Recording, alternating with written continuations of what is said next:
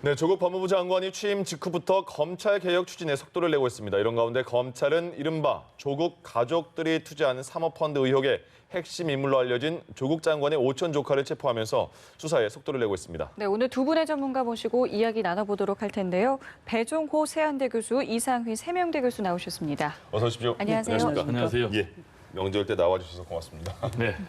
자, 오늘 있었던 일이 먼저 언급을 해보죠. 검찰이 인천공항에서 이른바 그 조국 가족이 투자한 사모펀드 운용사, 그러니까 코링크피의 실소유지 아니냐 이런 의혹을 받고 있는 오촌 조카를 이제 체포를 했습니다. 왜 핵심 인물이라고 볼 수 있는 거죠? 그러니까 말씀하신 대로 지금 코링크피 프라이빗 에쿼티의 실소유자로 알려져 있지 않습니까? 예. 그리고 이제 몸통으로 또 알려져 있기 때문에 모든 자금 흐름 그리고 투자 대상까지 다 관여 있을 것이다. 라는 것이 이제 핵심 몸통 인물로 지목이 되고 있고요. 예. 더 중요한 것은 지금 조국 장관 후보자의 오촌 조카로 되어 있기 때문에 과연 조국 후보자, 조국 장관 일가하고 연루가 돼 있느냐 안 돼 있느냐 이게 이제 핵심일 것 같아요. 예. 그래서 검찰이 수사를 할 때도 이 부분을 집중적으로 물어볼 것 같아요. 예. 그래서 첫 번째로 조국 장관 같은 경우는 사모펀드에 투자를 하긴 했지만은 오촌 조카의 권유에 따라서 했고 이게 블라인드 방식으로 돼 있기 때문에 투자 대상이 뭔지 전혀 모른다. 그리고 이제 여기에 투자할 때가 민정수석 당시에 했거든요. 당시에 이제 직접 투자는 안 되기 때문에 갖고 있던 직접 투자 방식의 주식을 다 처분하고 이 사모펀드에 투자를 했는데 만약에 투자 대상을 알았다면은 모든 그동안의 진술이 거짓말이 되는 것이고 또 이해충돌 방지에 어긋나는 것이기 때문에 법적으로 문제가 될 수 있는 것이고요. 또 하나는 과연 그러면은 조국 장관의 부인 정 여사는 여기에 정 교수는 전혀 관련이 없는가?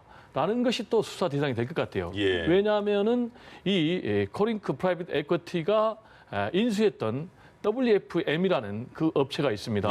당초에는 이제 영어 관련 업체였는데 나중에는 뭐 2차 전지 관련 업체로 전환을 했다고 하는데 여기에서 한 200만 원씩 7개월 동안 1,400만 원을 자문업 명목으로 받았거든요. 그럼 과연 이 돈이 정당한 것인지에 대해서 수사를 할 것 같고요.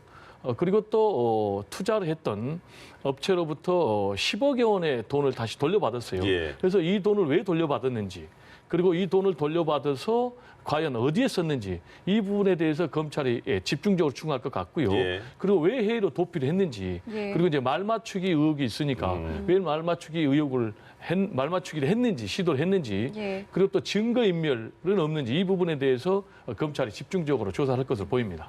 우선 이 부분에 대해서 이제 조 씨가 어떤 마음으로 귀국을 했느냐 이 부분이 가장 중요할 것 같아요. 왜 들어왔는가? 왜 들어왔느냐, 그 신경에 어떤 변화가 있었느냐라는 부분인데 연락도 안 된다고 얘기가 있었는데요. 그러니까 그 부분들이 어떤 신경에서 왔느냐, 그 신경의 변화에 따라서 그 사람이 이야기하는 부분 이런 부분들이 앞으로 검찰 수사에 큰 향배를 가를 것이다 이렇게 이제 보는 겁니다. 체포를 하는 것은 당연하죠. 왜냐하면 범죄적 혐의가 있기 때문에 검찰의 수사의 가장 기본적인 것은 신병을 확보하는 겁니다. 신병을 확보하지 않게 되면은 검찰 수사가 지지부진해질 수밖에 없고. 여기에 대해서 계속해서 이제 사실 확인을 규명해야 되는 그런 어려운 점이 있는 것이죠. 그런 측면에서 검찰에서 신병 확보를 했다는 것은 이 수사의 속도가 상당히 붙을 것이다. 이렇게 이제 의미를 부여할 수가 있습니다. 조 씨의 입장을 우리가 되돌아가서 우리가 짚어보자 그러면 이런 것이죠. 해외 출국을 했습니다. 도피죠. 도피를 했는데 이 상황에서 자기가 귀국하지 않게 되면은 상당히 곤혹스러워지는 입장이 있습니다. 뭐냐 그러면은 이 해외 도피에 있으면 범죄 사실이 혐의가 입증되고 이 범죄 사실이 혐의가 있는 상황에서는 공소시효자가 중단이 되는 거죠. 못 들어오게 되는 겁니다. 그래서 어떤 경우라도 자기 자신을 자칫하면은 해외 도피자의 입장으로 살아야 되는 그런 입장이 있는 것이죠. 그런 측면에서 국내에 들어와서 검찰 수사를 받는 것이 본인으로서 현명하다 이렇게 봐야 되는 것이죠. 가장 예의주시하게 봐야 될 부분은 이런 겁니다. 그러면 어떤 신경으로 와야 되냐는 것은 두 가지가 있겠죠. 지금 이런 입장 상황에서 해외에 계속 있는 것이 본인의 앞으로 미래에 대해서 굉장히 긍정적인 효과가 있을 것인지라는 부분입니다. 지금 들어가서 검찰 수사를 받는 것이 오히려 나을 것이다라는 그런 측면, 그런 신경 하나.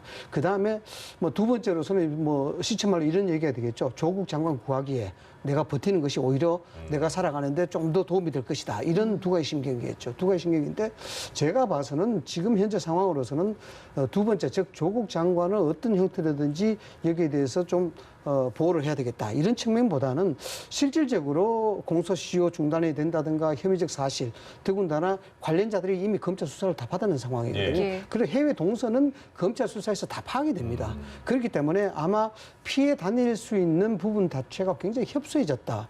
그런 측면에서 차라리 검찰에 들어와서 이야기하는 것이 어쩌면 유리하게 작용할 수도 있다. 본인 예. 입장으로서는 이렇게 볼 수가 있을 것 같습니다. 알겠습니다. 예, 그러니까 두 분께서 이제 어떤 부분들에 대한 의혹과 혐의점이 있는지를 말씀을 해주셨는데, 그 조금 전에 말씀해주셨던 그 구속영장이 기각된 관련자들이 오늘 이제 재소환이 됐습니다. 일단은 체포가 된 인물도 있고요. 그래서 두 인물들, 그러니까 세 인물이 되겠죠. 대질 신문 가능성까지 이야기가 나오고 있는데 여기서도 좀 어떤 것들이 나올 수 있다고 보시는지요? 이제 다시 소환 조사하는 건 당연한 거죠. 네. 왜냐하면은 몸통이라고 지목된 인물이 스스로 들어와서 지금 이제 체포됐기 때문에 그 사람이 이제 진술에 따라서 다시 확인해야 될 부분들이 많이 있지 않겠습니까? 예. 특히 이제 방금 말씀하신 두 명의 경우는 구속영장이 기각이 됐어요. 네. 구속영장이 기각이 된 것은 이제 크게 세 가지입니다. 이미 본인들이 사실관계를 인증을 했고, 그리고 또 증거가 확보가 됐고, 예. 그리고 주범이 아니고 종범이다라고 이제 법원에서도 판단을 그렇게 내렸어요. 그래서 이제 주범이 사실상 왔기 때문에 그 부분에 대해서 이제 집중적으로 조사를 할 것으로 보이는데, 그럼 이제 조 씨가 앞으로 어떤 말을 하느냐가 굉장히 중요한 진술이 되는 거예요. 예. 만약에 조 씨가 뭐 조국 장관이라든지 이 조국 장관 부인하고의 어떤 연관성을 얘기를 한다면은 일파만파 굉장히 이 문제가 파문이 커지고요. 네. 그렇지 않고 모든 것을 본인이 했다라고 이제 하게 되면은 예. 조국 장관이라든지 또는 조국 장관 부인은 상당히 혐의가 완전히 없거나 예. 또 혐의가 약해지는 그런 문제가 되기 때문에 이 귀국한 조 장관의 오촌 조카 이 조 후보자가 어떤 진술을 하느냐에 따라서 앞으로 검찰 수사 결과가 크게 요동을 치지 않을까 이렇게 전망이 됩니다. 그 수사 내용에는 조금 전에 살짝 언급했던 뭐 그 조국 장관이 낙마할 수도 있다 말을 맞추는 그런 정황 그렇죠. 있잖아요. 그 부분도 굉장히 중요한 그 수사 대상이 되겠네요. 그러니까 녹취록 말씀하시는 예. 거죠. 이제 스모킹 예. 뭐 글이 될 것인가 말 네. 것인가 이 부분인데 녹취록 그 자체만 가지고는 명확한 증거 입증을 확인할 수가 없죠. 왜냐하면은 녹취했을 당시의 상황이라든가 본인의 어떤 입장 이런 것들이 고려되기 때문에 그것이 100% 범죄적 혐의가 있다라고 입증하기 곤란합니다. 예. 그러나 녹취록 그 자체를 퍼즐을 맞추기에 들어가는 것이죠. 어떤 근거에서 그 말을 했느냐. 이 부분들을 맞추기 위해서 웨스 CNT라든가 코링크 이모 대표라든가 이런 사람들이 정황 증거가 굉장히 필요하고 여기에 증언해 줄 수 있는 이야기가 굉장히 필요한 것이죠. 예. 그런 측면에서 본다 그러면은 충분히 대질 신문을 할 수밖에 없는 그런 입장이다. 여기서 어떤 얘기가 나오는가에 따라서 실질적으로 조국 장관에게까지 어떤 피해가 갈 것이냐, 어떤 범죄적 혐의가 갈 것이냐 입증이 될 수가 있는 것이죠. 예. 이 부분은 굉장히 이제 중요한 것이고 가장 중요하게 좀 하나 봐야 될 부분은 이런 것이죠. 웨스 CNT의 최모 대표가 구속영장이 기각되고 검찰 수사를 받고 난 뒤에 한 언론의 얘기가 있죠. 뭐냐 네. 그러면은 해외에 있는 조카가 와야 된다. 와야 이 모든 것을 밝힐 수가 있다. 나는 그래서 억울하다. 억울하다라고 예. 이야기했지 않습니까? 이 부분에 상당히 이제 우리는 언론을 통해서 바라본다 그러면은 이 부분에 상당히 큰 방점이 있을 것이다. 이 부분을 어떻게 왜 무슨 배경으로 이야기했냐의 부분입니다. 검찰 수사에서 상당한 많은 이야기를 했을 것인데 여기에 대해서 오촌 조카가 이 부분을 다 입증해 줄 수밖에 없는 것이다. 그러니까 이제 종범의 입장이다라고 이제 가정을 해서 이제 이야기를 하는 것이겠죠. 예. 그러나 사실 이걸 역설적으로 이야기한다 그러면은 이 많은 부분들을 웨스 CNT 최모 대표가 입증할 수 있다라고 볼 수 있는 겁니다. 예. 그렇기 때문에 검찰 수사의 입장으로서도 대질 신문을 통해서 자 당신이 억울해하는 이 부분에 대해서 모든 것을 입증하라라고 이야기한다 그러면은 자칫하면은 해외에 도피했다가 다시 귀국한 이 조모 씨가 상당히 공공에 처할 수도 있는 그런 부분이 있다라고 볼 수 있는 겁니다. 알겠습니다. 두 분 말씀을 종합해 보니까 오늘 체포된 오촌 조카의 입에 앞으로 이 사모펀드 관련된 의혹이 어떻게 뻗어나갈지가 달려 있다라고도 볼 수 있을 것 같은데 그만큼 이제 이 정경심 교수의 사실 소환 일정이라던가 소환에 대해서 사실 굉장히 추석 전부터 많은 이야기들이 있었는데 진술에 따라서 결정이 될 수 있겠군요. 그렇습니다. 근데 이제 우리가 여기서 정확하게 알아야 될 게 예. 조국 장관의 부인 정 교수의 경우는 사문서 위조 혐의거든요. 예. 그리고 오촌 조카의 경우는 횡령 혐의예요. 그렇습니다. 예. 그러니까 이제 오촌 조카 같은 경우에 자신이 사실상 실소유주면서 횡령을 했다. 그런데 그 자금이 자기가 혼자 썼다라고 하면 그냥 그 사건은 끝나는 거예요. 그리고 또 정경심 교수 같은 경우도 사문서 위조를 지금 했냐 안 했냐라는 부분도 계속 서로 쟁론 중이지 않습니까? 네. 그래서 그 부분이 어떻게 될지는 제가 볼 때는 검찰이 이미 기소를 했기 때문에 법원에서 판단이 날 것 같고요. 네. 만약에 단순 횡령으로 끝나고 단순 사문서 위조라면 전혀 문제가 안 되는 것이죠. 그대로 끝나는 것이죠. 그럼 이제 과연 중요한 것이 검찰이 이 정경심 교수를 소환을 할 것인가 안 할 것인가라는 부분 아니겠습니까? 예. 근데 제가 볼 때는 소환을 할 수밖에 없어요.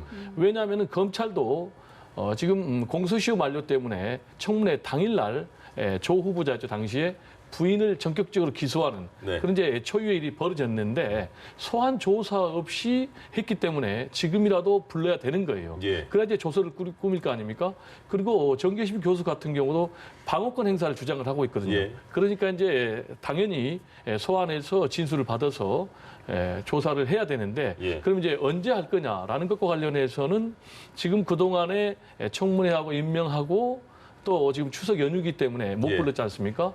그런데 지금 검찰 입장에서는 속전속결로 주도권을 잡고 나가겠다라는 그런 입장이기 때문에 예. 조만간에 이 정 교수를 불러서 이 부분에 대해서 조사를 하면서 동시에 사문서 위조 혐의만 하는 것이 아니고 자연스럽게 그렇다면 WFM으로부터 왜 자문료 명목의 돈을 받았는지라는 오촌 조카하고 예. 혹시 연관이 있지 않는가 이런 부분에 대해서 의심 가는 대목도 집중적으로 조사를 할 것으로 그렇게 전망이 됩니다. 알겠습니다. 또 하나의 지금 의혹으로 나온 게 정경심 교수의 자산 관리해주는 그 증권사 직원에 대한 문제잖아요. 그 컴퓨터 하드디스크를 교체해달라 2개 집에 있는 컴퓨터 하드디스크 2개를 바꿔달라 이렇게 말을 해서 그 증권사 직원이 바꿔줬다 이거 아니겠습니까? 그러니까 압수수색 다음 날인데 왜 그럼 그 컴퓨터 저장 매체를 왜 바꾸려고 지시를 했을까 이 문제 아니겠습니까? 문제가 없다면 바꾸지 않겠죠. 그게 뭐 모든 것이 상식을 넘어가는 법은 없습니다. 예. 범죄적 혐의가 있든 없든 하드웨어를 바꿨다는 부분들은 그 안에 내장된 부분들이 자칫하면은 뭔가 문제가 될 수 있는 소지가 있다. 또는 범죄적 혐의가 있는 내용들이 들어갈 수 있다라고 이걸 상식적으로 진단해 볼 수밖에 없는 것이죠. 그렇기 때문에 그에 대한 하드웨어를 교체한 것 아니겠습니까? 예. 뭐 다시 한번 말씀을 드립니다만 어떤 뭐 아무런 문제가 없고 여기에 대해서 깨끗하다 그러면은 뭐 하드웨어를 구시할 이유가 없겠죠. 이런 부분들이 이제 상당한 이제 논란이 될 수밖에 없고 이것이 일종의 스모킹건이 될 수밖에 없겠다. 뭐 개인적인 생각입니다만은 거의 하드웨어에 대한 조사는 이미 끝났지 않겠느냐. 그렇게 하드디스크는 보고 이제 가져갔죠, 그렇죠. 검찰에서. 하드디스크에 대한 부분들은 거의 복원을 해서 내용에 대한 부분들을 다 조사를 마치지 않냐 이런 생각이 들고 예. 정경심 교수에 대한 부분들은 그렇습니다. 이미 불구속 기소가 되어 있는 상황이에요. 피의자의 입장이에요. 다만 소환 조사를 어떻게 할 것인가에 대한 문제가 있는데 지금 소환 조사를 미루고 있는 것은 실질적으로 펀드 운영과 대해서 자본시장법 관련의 위반이 있느냐 없느냐 이걸 지금 보는 거예요. 그래서 지금 오촌 조카가 귀국돼 있고 지금 수사를 받고 있는 상황 아니겠습니까? 예. 미뤄 짐작컨대 뭐 오늘 저녁 지나면은 구속영장이 바로 청구된다 봐야 되겠죠. 그렇게 되면은 수사가 급무사를 타게 되고 여기에 대해서 직간접적으로 정경심 교수가 하드디스크라든가 여러 가지 입증 내용에 있어서 관련 내용에 있어서 입증될 수 있는 여러 사안이 나온다 그러면 곧바로 소환되겠죠. 예. 아마 지체하지는 절대 안 할 것이다 이렇게 봐야 되는 겁니다. 예. 이 하드디스크 교체권은 새로운 스모킹건이 될 수 있다라는 입장이신데 배 교수님 입장도 들어보고 싶습니다. 네, 하드디스크는 얘기하신 대로 스모킹건이 될 수가 있죠. 왜냐하면 모든 증거 자료가 다 나와 있기 때문에 그리고 이제 통화 내역도 있기 때문에 그래서 과연 이 하드디스크에 무슨 내용이 있는가? 왜 이게 이제 바꿨을까? 예. 그리고 이게 굉장히 중요한 게 왜 바꿨을까? 그 부분은 제가 볼 때는 별로 중요한 것 같지가 않아요. 그렇습니까? 예. 왜냐하면은 바꾸려고 시도를 했고 또 일부 바꾼 것도 있지만은 결국은 이미 제출 형식으로 다 제출했거든요. 그렇기 때문에 중요한 것은 과연 그 당시에 이걸 증거인멸 시도로 보느냐 안 보느냐는 약간 법원의 판단에 따라 달라질 것 같아요. 예. 근데 더 중요한 것은 지금 이제 검찰이 확보를 하고 있지 않습니까? 예. 그러면 그 확보한 하드디스크에 만약에 뭐 중요한 어떤 투자와 관련된 또는 뭐 자금 흐름과 관련된 그런 문제가 있다면 스모킹건이 되겠죠. 예. 또는 뭐 입시 특혜와 관련된 여러 가지 의혹들이 담겨 있다면은 그렇지만 현재로서 이제 우리로는 알 수가 없고 예. 다만 이미저치 형식으로 제출했고 검찰은 사실상 압수수색에 해당하는 그런 결과물을 갖고 있기 때문에 이 부분에 대해서 어떤 결과가 나오는지 네. 그리고 거기에 대해서 검찰 앞으로 어떻게 수사를 펼쳐나가는지에 따라서 예. 이 문제는 정말로 폭발력을 엄청나게 띌 수도 있다. 이렇게 전망이 됩니다. 알겠습니다. 저희가 이제 수사 진행 상황을 이렇게 알아가고 있는 게 언론에서 많이 보도를 해서 그렇지 않습니까? 네, 그래서 그렇죠. 정경심 교수가 SNS를 개정을 한 다음에 거기에 계속 본인의 그 이야기를 하고 있는데 이렇게 올렸습니다. 수사 관계자만 알 수 있는 내용이 왜곡 보도돼서 피의자 방어권이나 반론권이 무력화되고 있다 이렇게 말을 하거든요. 그러니까 이 부분에 대해서 검찰이 좀 흘린다 이런 느낌인 것 같고 검찰 쪽에서는 아니다. 언론사 기자들이 직접 취재하는 거지 우리가 그렇게 흘린 건 없다 이렇게 말을 하고 있습니다. 어떻게 봐야 될까요? 지금 그 부분은 간단합니다. 검찰의 입장을 되짚어서 보면은 예. 이 부분은 쉽게 풀릴 수 있는데 검찰의 입장이 이 중치에 대한 정치적 사건에 대해서 피의 사실 사진을 공표하고 이럴 수 있는 배짱이 있겠느냐? 저는 없다 봅니다. 왜냐 그러면은 자칫하게 되면 이 중대한 사건 자체가 정당성, 그 명분에 상당한 훼손이 갈 수밖에 없기 때문에 검찰로서도 극도의 보완을 할 수밖에 없고 여기에 대해서 조금이라도 빌미를 잡힐 만한 행동을 하지 않을 것이다. 예. 이렇게 이제 보는 게 제 개인적인 생각이고요. 그러면 왜 정경심 교수가 그렇게 인터넷을 통해서 이런 부분들에 대해서 본인의 방어권을 행사하고 있느냐. 예. 이런 것들은 총체적으로 이 사건의 정치적 쟁점화시키려는 그런 의도가 분명히 있는 것이죠. 조국 장관이라든가 조국 장관의 부인이라든가 또 여기에 지지하는 세력들이라든가 이런 부분들이 실질적으로 이 사건에 대한 본질보다는 이 부분에 계획이냐 반계획이냐 예. 또는 정쟁의 중심으로 자꾸 옮겨가는 그런 분위기가 있습니다. 예. 그런 것을 봤을 때 정경심 교수의 페이스북에 대한 방어권 논란 이런 글들은 거기에 대해서 촉매제로 작용할 수가 있겠고 또 거기에 대해서 충분한 이유가 있다라고 할 수 있는 그런 일종의 무기가 될 수 있는 셈이 되는 거죠. 아 그러면 그 교수님께서는 정경심 교수가 페이스북에 글을 올리면서 일종의 뭐 해명이나 그런 본인의 설명하는 글을 올리는 것 자체도 뭐 바람직하지 않다 이렇게 보시는 거예요? 저는 적절치 않다 봅니다. 왜냐 그러면 이 사건 자체가 이미 조국 장관이나 정경심 부인은 공인의 입장입니다. 공인의 예. 입장이기 때문에 여기에 대해서 수사를 통해서 명명백백하게 가려내면 될 일인데 오히려 본인이 가지고 있는 영향력을 비춰봤을 때 지금 예. 나오고 있는 페이스북의 이야기라든가 본인의 논리 이런 부분들은 인권적 측면에서는 충분히 이해됩니다만 예. 공인의 입장에서 봤을 때는 겸허하게 기다리고 여기에 수사 결과에 대해서 승복하는 그런 모습들이 오히려 낫지 않겠느냐라고 보는 것이고 예. 본인들이 본격적으로 이런 논란을 자꾸 부추기게 되면은 이 부분의 본질보다는 정치화돼서 자꾸 혼란스러운 상황으로 갈 수밖에 없다라는 그런 생각을 합니다. 그럼 그 똑같이 저는 이제 여쭤볼게요. 예. 좀 교수님하고 생각이 예. 다른 게요. 이 검찰의 수사는 이미 정치 쟁점화되고 있어요. 왜냐하면은 수사 방식 그리고 시기, 강도 문제 때문에 그러고 있어요. 예. 아시겠지만은 청문 후보자를 대상으로 이렇게 대대적으로 압수수색을 들어간 거는 아마 제가 알기로는 초유의 일입니다. 그리고 청문회 당일날 후보자의 부인을 기소한 것도 초유의 일입니다. 예. 그러면 이거를 과연 검찰이 법과 원칙에 따른 수사냐? 아니다. 상당히 정치적이다. 그 얘기는 뭐냐면은 조국 후보자를 낙마시키기 위해서. 그래서 지금 청와대도 굉장히 불쾌하고 여권도 불쾌하는 거 아니겠습니까? 네. 이거는 대통령의 인사권을 침해하는 것이고 국민의 선택권을 침해하는 것이다. 검찰이 모든 최후의 심판자는 아니다. 이거는 정치 검찰이다라고 지금 강력하게 반발하고 있는데 예. 이 부분은 저는 상당히 일리가 있다고 봐요. 왜냐하면 아까 말씀드린 대로 수사의 시기, 방법, 강도가 굉장히 이례적이다라고 판단하기 때문에 예. 그러면 이제 아까 피의사실 공표죄와 관련해서 얘기를 했는데 피의사실 공표는 첫 번째로 검찰의 오랜 관행이에요. 그러면 검찰이 오랜 관행화 해왔는데 과연 조국 후보자, 당시 후보자였죠. 후보자의 부인에 대해서만 예외적으로 피의사실 공표를 철저히 지켰다? 이거는 전혀 안 맞는 얘기죠. 예. 그래서 그거는 맞지 않고요. 그다음에 두 번째로는 그 실제로 수사할 때 압수수색 들어갔는데 그때 언론이 다 왔어요. 예. 그러면 이거 검찰에 알리지 않았으면 언론이 그 압수수색 현장에 어떻게 동원이 됐겠습니까? 예. 이것만 봐도 피의사실이 공표가 된 것이다. 알겠습니다. 그리고 이게 제도적으로 한번 더 얘기하면은 예. 피의사실 공표는요. 당사자 입장에서는 굉장히 어마어마한 거예요. 아시겠지만은 우리 역사에서 노무현 전 대통령이 심지어 극단적인 선택을 했지 않습니까? 그래서 이거는 제도적으로 보완이 돼야 되는데 예. 지금은 피의사실 공표를 해도 법으로 좀 처벌이 안 되도록 돼 있는데 이 부분을 법제화해서 앞으로 법으로 처벌하는 그런 장치도 필요하다. 이런 말씀 좀 강조하고 싶습니다. 알겠습니다. 일단 그럼 피해 사실 공표가 됐냐 안 됐냐는 두 분의 의견이기 때문에 의견으로만 받아들이도록 하겠습니다. 자, 그리고 조국 장관의 얘기를 좀 해보죠. 조국 장관이 오늘 후배이자 제자죠. 고 김홍영 전 검사의 묘소를 참배를 했습니다. 그래서 검찰 조직 문화를 바꾸겠다 이렇게 말을 했는데 주요 발언을 지금 들어보겠습니다. 김홍영 검사와 부모님을 직접 찾아뵙고 사과와 위로의 말씀을 전하고자 왔습니다. 고인은 상사의 인격 모독, 폭언, 갑질 등을 견디다 못해 죽음에 이르렀습니다. 부하 교육 차원이라고는 볼 수 없는 비위행위로 인해서 비극이 발생했던 것입니다. 향후에 검찰의 조직 문화, 검사 교육 및 승진 제도가 제대로 바뀌어야 한다고 생각합니다.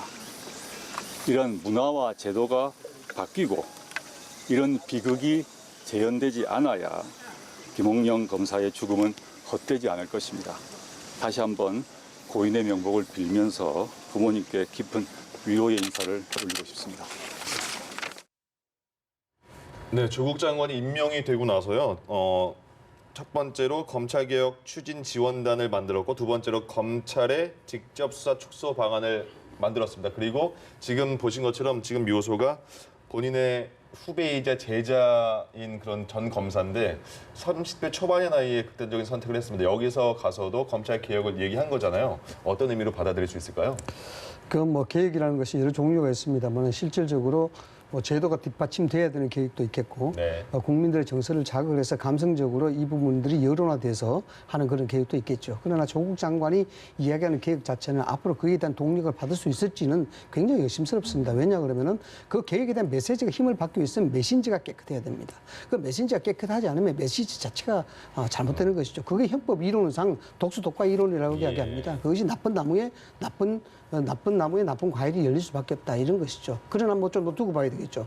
그러나 왜 하필이면 김홍영 검사의 묘소에 가서 이렇게 이야기할 것이냐라는 부분이죠. 물론 뭐 개혁에 대한 앞으로 지속적이고 가열찬 그런 계획을 하겠다는 그런 본인의 의지 표명이라 볼 수가 있겠죠. 그러나 저는 그렇게 보지 않습니다. 어떻게 보느냐면은 참돌의 바람넣기라고 봐야 되는 것이죠. 무슨 말씀이시죠? 일종의 참돌에 바람이 들어가면 흑돌보다 못하다는 그런 얘기가 되는 겁니다. 이게 뭐냐 그러면은 지금 조국 장관이 상당히 부담스러운 것은 검찰의 일사불란함 그리고 여기에 대해서 견고한 조직입니다. 이 조직이 그 끈끈하게 이뤄지고 이 수사에 대해서 흔들림 없이 된다 그러면 조국 장관 굉장히 곤란해질 수 있는 문제죠. 그래서 여기에 대한 여러 가지 메시지가 있습니다. 정서적으로 국민들한테 자 검찰의 상명하복 문화, 일사불란한 군 조직과 같은 이런 문화가 잘못되었고 그로 인해서 평검사들이 이렇게 아픔을 겪었다라는 계획적 메시지가 던져지는 동시에 검찰 내부로서는 평검사들이 여기에 상명하복만 하지 마라. 그리고 자기 할 얘기를 하라라는 어떤 그런 의도적인 메시지를 던져주는 것이라 봐야 되겠죠. 예. 이런 것들이 검찰총장이 지휘하는 지금 현재 수사에 어느 정도 영향을 줄지는 모르겠습니다만 다분히 정치적인 의도와 본인의 수사에 대한 의도성을 가지고 있는 메시지다. 저는 그렇게 봅니다. 배 교수님 입장도 좀 들어보고 싶은데요. 그런데 이제 우리 교수님께서 네. 조국 장관에 대해서 깨끗하지 못한 메신저라고 단정을 내린 거는 제가 볼 때 상당히 위험한 것 같고요. 주변에 의혹이 나와서 그렇게 말씀하신 거 아니겠어요? 네, 의혹을 단정 짓는 건 예. 위험하고 자식의 문제라면은 최근에 나경원 원내대표 같은 경우도 지금 아들이 제1제자에 등재된 게 나왔고 네. 그다음에 장제원 의원 같은 경우도 지금 아들이 음주운전하고 또 바꿔치기까지 해서 지금 문제가 되고 있는데 예. 이걸 가지고 우리가 깨끗하지 못한 메신저다라고 단정하는 게 상당히 위험하고요. 지금 이제 조국 장관 입장에서는 검찰 개혁이 자신의 존재 이유이기 때문에 사명이기 때문에 대대적으로 검찰 개혁에 나설 수밖에 없고요. 예. 만약 이제 검찰 개혁에 나서지 않는다면 본인이 여러 가지 난관을 무릅쓰고 장관에 임명될 이유가 없는 거죠. 특히 이제 우리나라 같은 경우는 그동안에 검찰이 동일체 원칙 이제 지금은 그게 명문화된 게 빠졌지만은 결국은 상명하복 문화가 있거든요. 네. 결국 이게 이제 집단 이기주의, 검찰 이기주의로 흐르면서 검찰의 정치화를 부추기는 그런 문제가 됐거든요. 예. 그래서 이걸 이제 법과 제도적으로 검찰 권력을 무소불위의 검찰 권력을 통제를 해야 된다라는 게 이제 조국 장관 그리고 예. 이제 문재인 대통령의 생각이고요. 여기서 이제 현재 윤석열 검찰총장은 좀 생각이 다른 것 같아요. 네. 윤석열 검찰총장이 생각하는 검찰 개혁은 어떤 정치적 외압으로부터 독립된 그런 검찰권 행사를 얘기하는 것 같아요. 근데 이게 상당히 위험한 게 잘못하면 검찰주의로 흐를 수 있다라는 여러 가지 지적을 지금 받고 있어요. 그 예. 얘기는 뭐냐면은 그러면 모든 것을 검찰이 다 판단한다면은 결국은 검찰이 최후의 심판자가 되는 거예요. 그러면 국민 주권자보다 더 검찰이 위에 있는 거예요. 예. 그럼 결국 이제 우리나라는 정치 검찰 화될 수 있고 또 검찰 공화국이 될 수 있는 그런 우려가 있는 거예요. 예. 그래서 민주주의 원리에 따라서 제가 볼 때는 법과 제도에 의해서 통제되는 검찰 권력이 돼야 되고 예. 그 제도적인 장치가 지금 현재 추진하고 있는 검경 수사권 조정 그리고 또 공수처 설치인데 예. 이런 사명감을 가지고 지금 조국 장관이 가는데 지금 뭐 약간의 상처가 있기 때문에 네. 네. 지금 윤석열 총장과 정면 대결하는 양상을 또 예. 힘겨루기 양상을 보이고 있기 때문에 예. 앞으로 강대강으로 치닫는 이 상황에서 과연 누가 더 주도권 행사할지 네. 지켜볼 대목이 아닌가 생각이 됩니다. 알겠습니다. 윤석열 그 총장은 본인이 검찰주의자가 아니라 헌법주의자다 이렇게 헌법주의자다. 말을 한 바 네. 있습니다. 예. 예. 뭐 검찰 수사라는 게 그렇습니다. 그것이 정치적 수사든 네. 문화적 수사든 경제적 수사든 예. 본질은 범죄적 혐의가 있느냐 없느냐 부분입니다. 지금까지 조국 장관이 이토록 논란이 될 수 있는 것은 예. 조국 장관 본인에 대한 혐의 이 부분이 문제가 아니라 둘러싼 의혹의 중심에서 네. 조국 장관을 수사의 대상에서 빼놓을 수 없기 때문에 지금 제기되는 알겠습니다. 거다 이렇게 봐야 되는 것이고요. 알겠습니다. 예. 네. 또 하나 말씀하시겠습니까? 간단하게 말씀을 드리자면 상맥 하봉에 대해서 조국 장관이 이야기했습니다만 네. 미로 짐작컨대 감히 예상을 좀 해보자 그러면은 뭐 이 상태에서 이야기 나왔으니까 뭐 오늘 내일 중 며칠 내로 아마 검찰 내부의 평검사들이 뭐 글을 하나 올리지 않겠느냐 이렇게 짐작을 할 수도 있는 겁니다.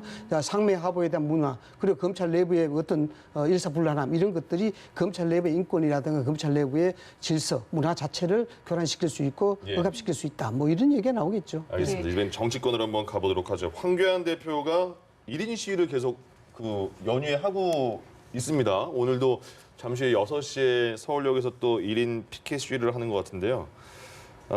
이제 추석 밥상머리 민심이라고 하는데 이번에 과연 민심이 어느 쪽으로 이동을 했을까? 어떻게 예상할 수 있을까요? 지금 이제 민심은 계속 요동치고 있어요. 예. 그런데 큰 흐름을 보면은 지지층이 결속되는 진영 대결 양상이 강화되는 그런 모습을 보이고 있다. 예. 이게 무슨 얘기냐면 민주당도 최근에 지지율 보니까 0.9%포인트 올랐어요. 네. 근데 똑같이 한국당도 0.9%포인트 올랐거든요.